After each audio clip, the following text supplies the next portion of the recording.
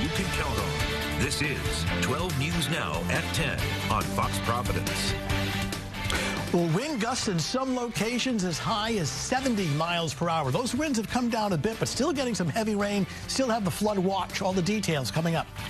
And we have team coverage of the stormy weather. We're tracking the damage across our area from that wind and rain. Plus, what's next for former Patriots head coach Bill Belichick? Which college team he finalized the deal with?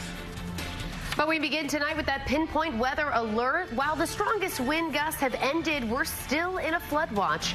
Thank you for joining us. I'm Shannon Heggie. I'm Mike Montecalvo. Kayla Fish is standing by with more on how Rhode Island Energy is working to restore power to customers. And Lauren Brill is live with the impacts to the South County area. But first, let's send thanks to Chief Meteorologist Tony Petrarca. The rain will be ending sometime around midnight, Tony. Yeah, Mike and Shannon, we're looking at probably about 1 o'clock in the morning, the bulk of the rain moving out, but up to 3, even 4 inches of rain. The wind aspect of this storm is finally easing. Now, it's still quite windy out there, but we don't have the powerful wind gusts anymore. But leading the way, Communicate Light in Warwick. That's in the upper part of Narragansett Bay, kind of elevated and exposed. A gust of 70 miles per hour. Block Island gusting to 66. Newport, Situate, and Providence all gusting between 53 and 58 miles per hour. Very impressive rainfall totals, and leading the way, Coventry over 4.5 inches of rain, but generally 2.5 to 3.5 inches of rain, and it is still raining, and that's why we still have the flood watch. You see all of this yellow. This is the radar from the last 6 hours. The yellow and orange colors indicate some of the downpours, and the rain still extends back through the Hudson Valley of New York, so we still have another 2 to 3 hours before the bulk of this starts to move offshore. I'm thinking around 1 o'clock in the morning.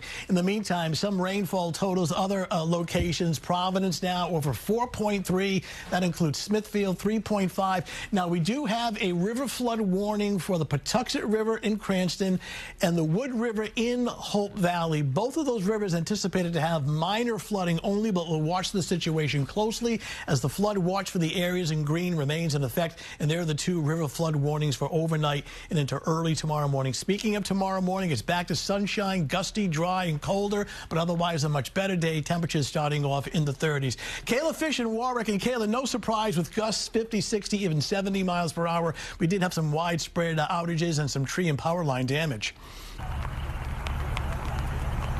Yeah, that's right, Tony. Thankfully, where we are right now, that wind has died down, though the rain is still here. We're live in Warwick, where utility crews have been staged ready to respond to the storm's impacts. We spent our night driving throughout the state, checking out everything from flooded roads to power outages. And Rhode Island Energy crews have been crisscrossing the state today, too, working to get those lights back on as soon as possible.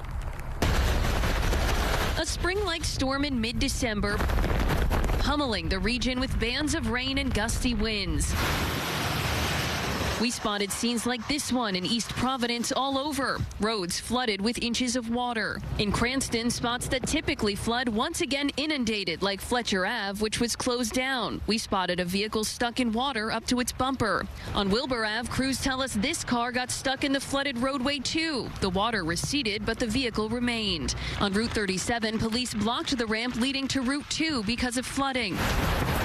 And it's not just the water, but the wind, too, bringing down trees like here in North Situate. We're working in difficult conditions. That's what these guys and gals do. Greg Cornett, president of Rhode Island Energy, tells us more than 18,000 customers lost power at some point during the storm. The majority have been restored, but with more popping up throughout the night, his crews remain busy. And we're out actively working to get them back on as soon as we can. That was the case in Providence's east side, where we spotted Rhode Island Energy crews near Wayland Square. We watched as they restored power to those who had been without it. We've got over 1,400 personnel, including back office support, that are actively working this storm. We brought in a bunch of additional crews. We got over 180 additional crews that we brought in addition to our folks. So be patient with us. We're working as hard as we can, and we'll get the power back on as soon as we can. As soon as it's safe to do so, we're out there working. Now, Cornett also says when winds gust above 35 miles an hour, it's not safe for workers to be up in those bucket trucks, so that could be a factor in restoring power. We have been keeping an eye on the outage map, and a majority of those power outages have been in South County. That's where my colleague Lauren Brill is right now. Lauren, what are the conditions like there?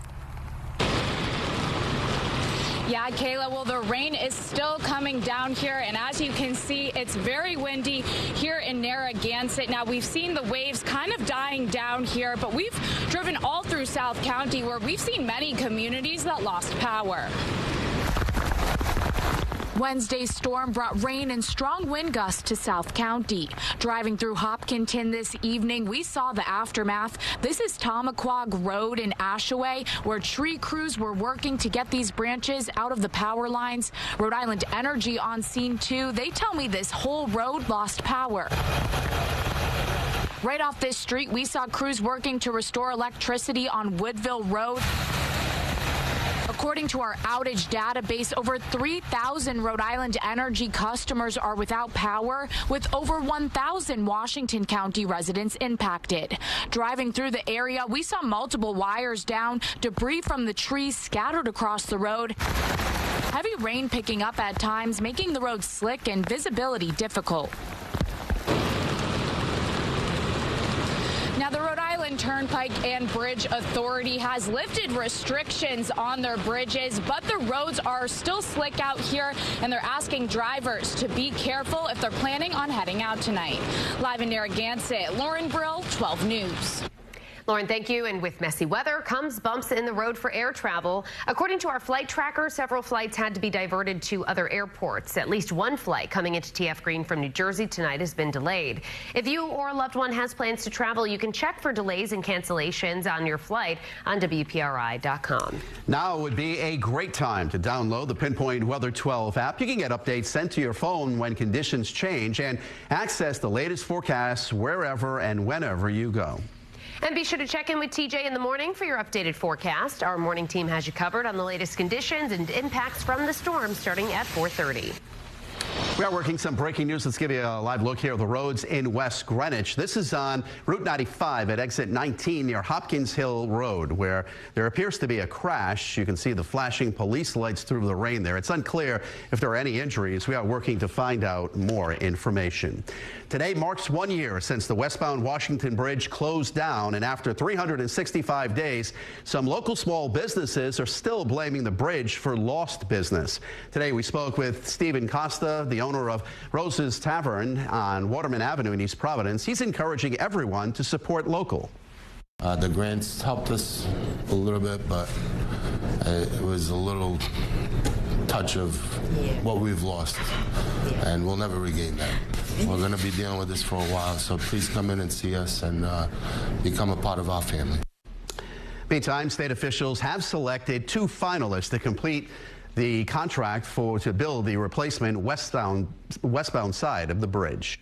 On Capitol Hill today, a split among local lawmakers. The House voted to pass the nearly $900 billion annual defense bill, but Rhode Island's 2 congressmen were divided on the measure. Democrat Seth Magaziner voted in favor of the bill, but Democrat Gabe Amo voted no, citing a provision about transgender children that was included by Republican leaders. Also voting no were Democrats Jake Auchincloss and Bill Keating, who represent southeastern Massachusetts. However, Rhode Island U.S. Senator Jack Reed, who helped draft the bill as chairman of the Armed Services Committee, argued its passage will make the country safer. Former Patriots head coach Bill Belichick is taking on a new job as head coach, but this time in college football. Sports director Sam Knox joins us live in studio tonight with the details. Sam? That's right, Shannon and Mike. Bill Belichick heading to Chapel Hill to become North Carolina's next head football coach. Who would have thought? All of this really coming together this afternoon. ESPN's Adam Schefter breaking this around 5:30.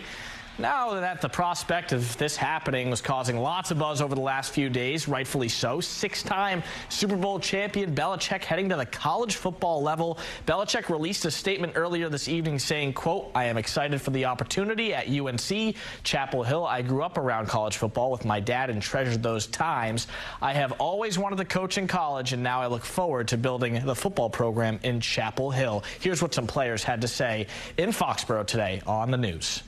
Anything Coach Belichick does in the football world, he's going to be successful. I think at the end of the day, it's about scoring more points than the other team, and Coach Belichick pretty effective at that at the NFL level. And I think if he's a college head coach, he'll be very successful in it. And, of course, the rookie quarterback Drake May went to North Carolina. We hear from him coming up in sports on This News. We'll have in studio Sam Knox, 12 News. Sam, thank you. Coming up next on 12 News at 10 here on Fox Providence. Well, the superintendent of East Providence Schools is saying tonight after a father was arrested for allegedly assaulting his son's school bus driver. And Fall River Police releasing body camera video of the moments they freed a suspect who got stuck in a chimney while running from officers. And please join us tomorrow as we support the Rhode Island Community Food Bank's Day of Giving. To find out how you can help, scan the QR code at the bottom of your screen or head to WPRI.com. The Food Bank's Board of Directors is matching up to $15,000 in donations. Get more local weather from the online leader, WPRI.com. Sponsored by Cardi's Furniture and Mattresses, the brand you trust since 1928. Offering Nairobi's same-day mattress and upholstery delivery 7 days a week. Brought to you by Belize and BelizeAuto.com.